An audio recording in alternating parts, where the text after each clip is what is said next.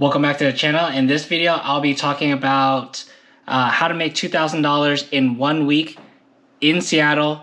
But I want to preface this by saying that you can use these ideas for if your market is a little bit different, you don't make as much, and the cost of living is different.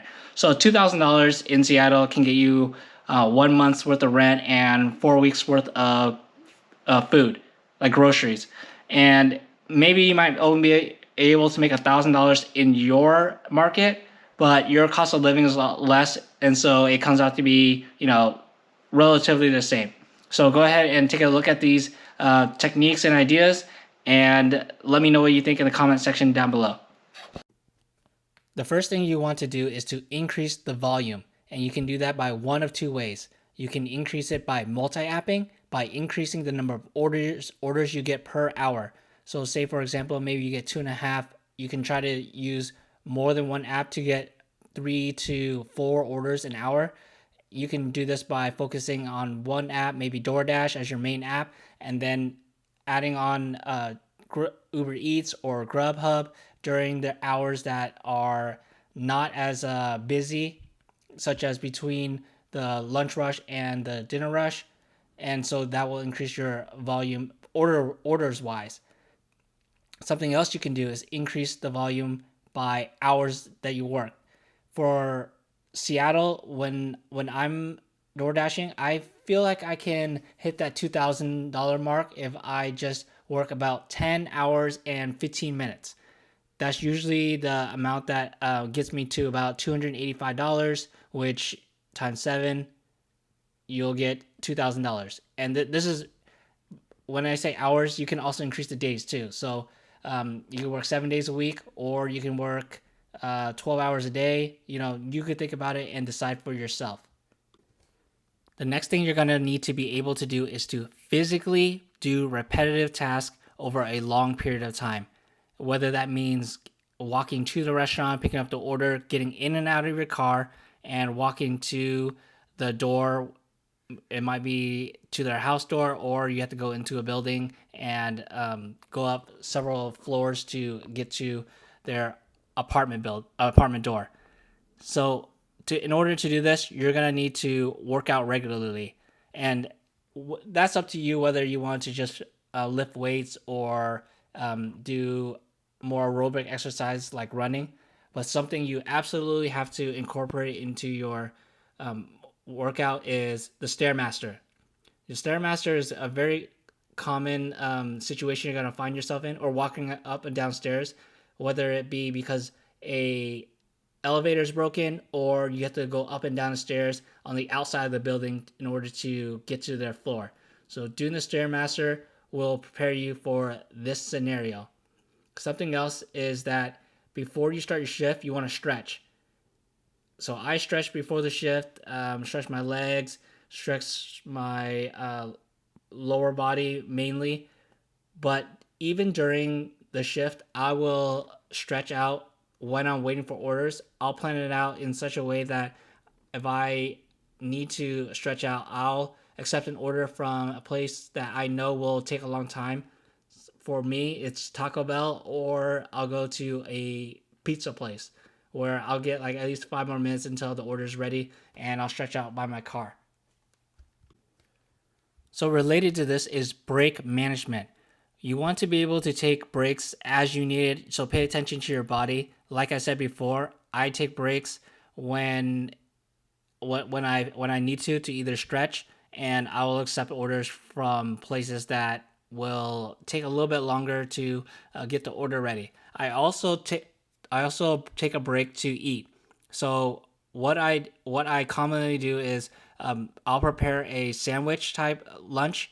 That way I can eat it as I'm going along. I'll take bites here and there. That way I don't have to exactly sit down, find a place to microwave my food, anything like that. I mainly get a sandwich. That way I can eat it in my car. But sometimes might be an overwhelming day. You can also eat a sandwich and just take a break in between orders, or you can just pause your app completely. That's up to you. That will depend on your market. because some markets will be absolutely dead between the lunch and dinner rush, but some places will have trickling orders and you might not want to miss out on those. And so you have to decide if you want to eat on the run or you want to just stop and take a break entirely. Something else is that when you're eating your lunch, drink water. Don't drink energy drinks because yes, that gives you a boost of energy, but in the long run, since you're going through this marathon of food delivery, you don't want to crash and burn. So drink water, bring a water bottle along, and take your breaks to use the bathroom as needed. The next keystone habit that you want to make sure you pay attention to is your sleep. You want to be able to sleep 8 hours a day. I know some people can probably get away from 6 to 7 hours. You're going to have to just gauge it, but try to get at least that 8 hours sleep a day. That way your body is fully energized for the entire shift. When I work a 12-hour shift, I'm pretty dead tired by the end of the night, and I get close to crashing, getting home, and I just want to crash. But I try to slip in a meal before I go to sleep, and then I'm able to go to sleep and wake up and eat breakfast before I start a new shift the next day. Sleep not only helps with your physical energy, but it helps you with your mental and emotional states. When you're door dashing this much at this high volume, you're gonna run into situations that can be really stressful and really frustrating. For example, I was supposed to pick up a pizza at this one place, and they initially gave me a time, and then it ended up taking longer than they had said. And so initially I would be pretty frustrated, but I try to keep it together. And then when I'm driving to the customer's destination, the bridge comes up. And if this restaurant had given me the pizza, 2 minutes earlier, then I would have been able to cross the bridge, delivered it to the customer, and made it back by the time the bridge is down. So obviously that's really frustrating. So you're gonna have to kind of keep it together, learn some coping skills. Everybody's just trying to do their best. This restaurant wasn't trying to be slow on purpose. They're obviously want to do as many sales as possible and as quickly for the customer. And so you just have to keep that in mind and manage your mental, emotional health. The last thing I want to look at is your car setup. So you want to be getting gas before your shift starts and making sure it's nice and tidy. What you want to keep in your car so that you are efficient with these orders is an extra drink holder. Sometimes you'll find yourself in a situation where you're getting a stacked order for a customer, and the first place might not give you a drink holder, and the second place is not going to give you a drink holder either because there's only one drink. You can ask for it, but that's happened to me, and I'll just stick it in one of the extra drink holders I have. And this is because customers might want, a fancy drink from two different places, which has happened more often than not.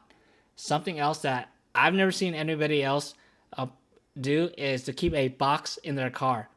And this is just a small box. I keep it in the passenger seat. I put a towel underneath because the seat is slanted, and that way the box evens out, and I'm able to just put things on there, and it doesn't slide around. Instead of having to put it on the passenger seat and things slide around, or put it where the feet of the passenger is and have to reach down and up every single time. It's really convenient, and it really makes you getting in and out of the car a lot more efficient. So I hope you like that last one. I haven't seen anyone mention something similar. It's really efficient and is really useful when I DoorDash. So if you like the content of this channel, hit the subscribe button. I'll see you in the next video.